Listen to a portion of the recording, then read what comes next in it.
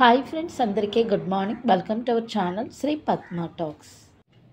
రామలక్ష్మి నందిని మాట్లాడుకుంటూ ఉంటారు. నందిని అంటదనమాట, రామలక్ష్మి మీ అత్తగారు చాలా మాస్టర్ ప్లాన్ వేస్తుంది. ఎందుకు అంటే నువ్వు సీత సంతోషంగా ఉంటున్న టైంలో నా టాపిక్ తీసుకొచ్చింది మీ అత్తగారు. అక్కడ అంటే సీతకి నాకు మధ్యలో ప్రేమ ఉంది అని నా మీద నీకు లేనిపోనివి చెప్పింది మీ అత్తగారు. అందుకే కదా నువ్వు నన్ను అనుమానించావు. అంటే మీరిద్దరూ సంతోషంగా ఉండకుండా ఏదో ఒక గొడవ సృష్టించాలనే ఉద్దేశంతో అలా చెప్పింది మీ అత్తగారు.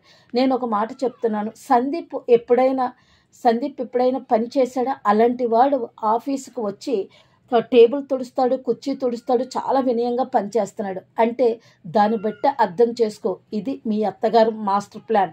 అలాగే ఫ్యూచర్లో మీ అత్తగారు నిన్ను సీతాకాంత్ని విడదీసి తీరుతుంది. ఎందుకంటే నేను శ్రీలతతో కొన్నాళ్ళు ఉన్నాను కాబట్టి శ్రీలత బుద్ధి నాకు తెలుసు. మిమ్మల్ని ఇద్దరిని విడదీయాలి అనే చాలా ధ్యేయంతో ఉంది.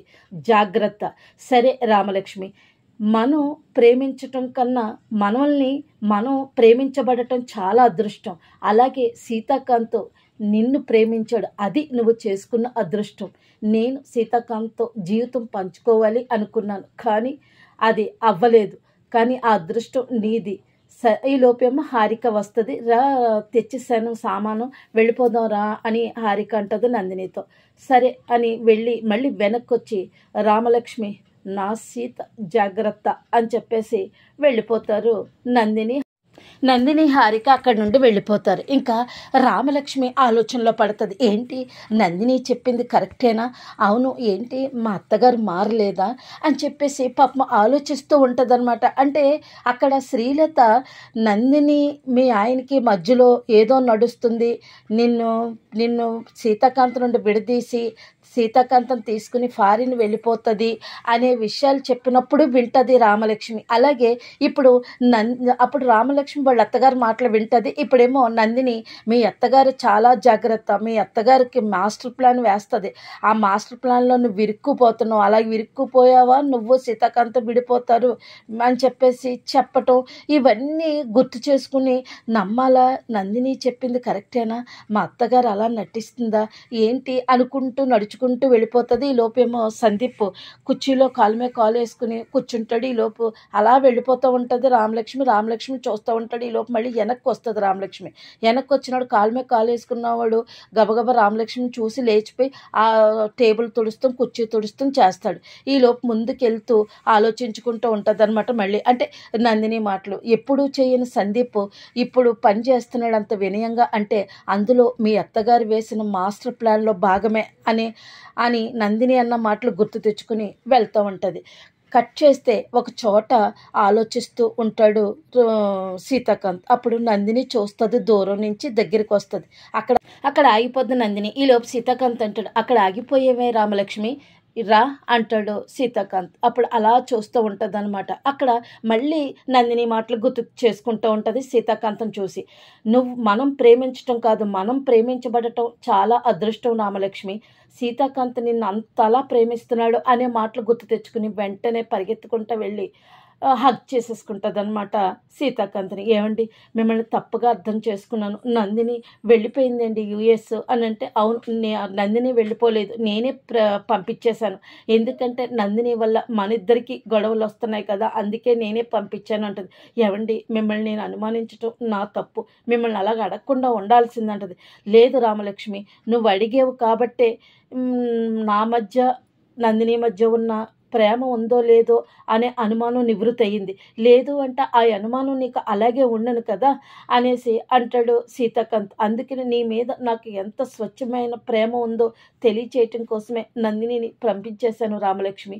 నువ్వంటే నాకు చాలా ఇష్టం, నువ్వు ఏ క్షణమైనా నా పక్కన లేకపోతే నేను బతకలేను రామలక్ష్మి, నువ్వంటే నాకు అంత ఇష్టం రామలక్ష్మి అని అన్నప్పటికీ ఇంకా హగ్ చేసుకుని చాలా కళ్ళంట నీళ్ళు వచ్చేసి అంత ప్రేమగా ఉంటారు. మళ్ళీ అక్కడ సీతాకాంత్ రామలక్ష్మి కట్ చేస్తే డైనింగ్ హాల్లో భోజనాలు చేస్తూ ఉంటారు అందరూ.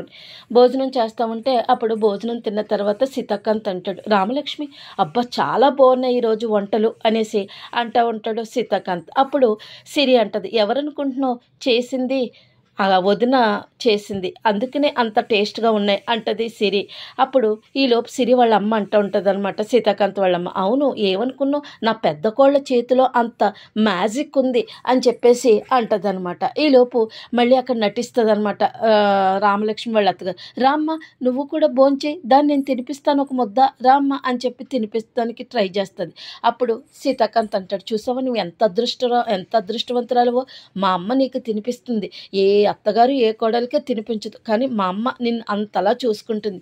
అదేలే అంటే, అదేమి లేదు బాబు అంటది రామలక్ష్మి వాళ్ళ అత్తగారు.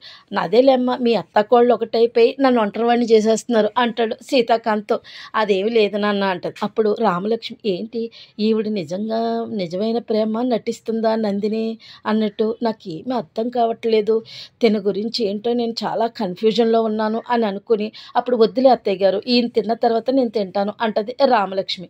ఈలోపు సీతాకాంత్తోని అంటాడు సందీప్, అమ్మ పుట్టినరోజు కదా రేపు, ఎలా చేస్తావు అని అడుగుతుంది. ఎలాగా సెలబ్రేట్ చేద్దాము అంటాడు సందీప్. ఈలోపు సిరి, నువ్వు కొడుకువే కదా, నువ్వు సెలబ్రేట్ చెయ్యి, నువ్వే చెప్పు అంటది. అంటే నాకన్నా సీతన్నయ్యకి ఇష్టం అమ్మ అంటే, అందుకని సీతన్నయ్య అంత చేయలేను నేను అంటాడు సందీప్. ఈలోపు నేను ఎవ్వరూ మర్చిపోలేనంత విధంగా అమ్మ పుట్టినరోజు ప్లాన్ చేశాను, మీ అందరికీ కూడా సర్ప్రైజ్ ఉంటుంది అని అంటాడు సీతాకాంత్. సర్ప్రైజ్ బావగారు అని చెప్పేసి ఓ కుతూహలం చూపించేస్తాను ఉంటుంది వల్లి.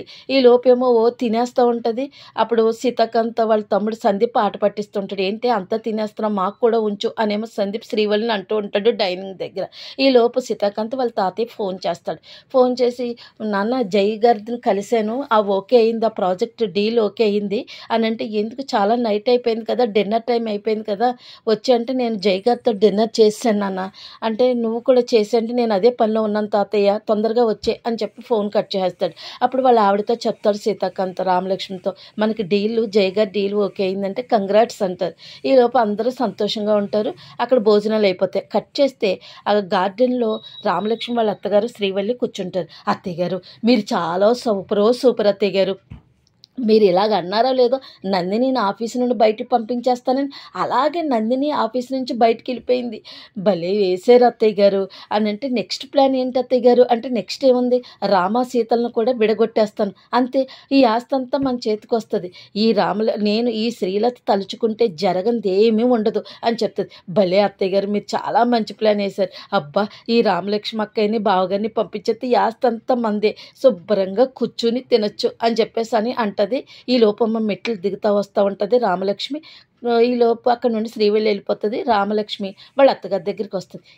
వచ్చినప్పటికీ ఒక రకంగా ఉలిక్కి పడిపోతుంది రామలక్ష్మి వాళ్ళ అత్తగారు, అంటే అత్తయ్య అని పిలిచేసరికి. ఎందుకంటే ఇప్పుడు శ్రీవల్లి రామలక్ష్మి వాళ్ళ అత్తగారు మాట్లాడుకునే మాటలు వినేసిందేమని టెన్షన్తో ఉలిక్కి పడుతుంది. ఏంటమ్మా ఏమైంది అని అంటది. ఏంటి అలా టెన్షన్గా ఉన్నారేంటి అని చెప్పేసి అంటది. అబ్బే ఏమీ లేదు అని అంటది. అంటే అత్తయ్య గారు, మిమ్మల్ని ఒక మాట అడుగుతున్నాను, మీరు నిజంగా మారిపోయారా అని అడుగుతుంది. అదేంటమ్మా అంత మాట అన్నో, నేను నిజంగానే కదా మారిపోయాను, సీతాకాంత్ నువ్వు సంతోషంగా ఉండాలనే కదా, సీతాకాంత్కి చేసిన ద్రోహానికి నేనే సిగ్గుపడుతున్నానమ్మా, ఎందుకు వచ్చింది ఆ అనుమానం అనేసి అంటాడు. అది సరే, నేను కొన్ని ప్రశ్నలు అడుగుతాను, చెప్పండి అని అంటది. ఏంటి అని అంటే, సిరి అంటే ఇష్టమా సందీప్ అంటే ఇష్టమా అంటది. సందీప్ అంటాడు. ధన అంటే ఇష్టమా సందీప్ అంటే ఇష్టం అంటే సందీప్ అంటది రామలక్ష్మి వాళ్ళ అత్తగారు. తర్వాత సీత అంటే ఇష్టమా సందీప్ అంటే ఇష్టమా అంటది రామలక్ష్మి. ఈలోపు రామలక్ష్మి వాళ్ళ అత్తగారు సందీపే అంటది. అలాగన్నప్పుడు అలా స్టన్ అయిపోద్ది. అంటే సీత ఇష్టమా సందీప్ ఇష్టమా అంటే సందీప్ అని అన్నది. అలా చూస్తూ ఉండిపోతుంది రామలక్ష్మి. అలాగుండిపోతుంది రామలక్ష్మి వాళ్ళ అత్తగారు.